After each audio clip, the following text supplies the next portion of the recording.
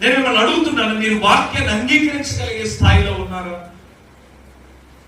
మన విశ్వాసం అని చెప్పుకున్నాం, మనలో ఎలాంటి క్రియలు ఉన్నాయి? వాక్యాన్ని అంగీకరించగలిగే క్రియ మనలో ఉందా? కొన్నిసార్లు పరిస్థితులు మనకు అనుకూలంగా ఉన్నాయనుకోండి, దేవుడు బాగా నచ్చేస్తారు కదా మనకి. పరిస్థితులు మనకు అనుకూలంగా లేవు అనుకోండి, వెంటనే అలిగేస్తారు దేవుడి మీద. ఎంత అలిగేస్తారంటే వాళ్ళు ఏదైనా వింటారు కానీ ఏది లోపల ఒప్పుకోరు, అంగీకరించిన వాక్యాన్ని.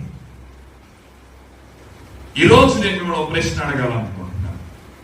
చిన్న చిన్న పోరాటాలకే మనం కష్టాలు అనుకుంటే, ఇబ్బందులు అనుకుంటే, ఆది సంఘం పడిన కష్టాలు మీరెవరికైనా తెలుసా?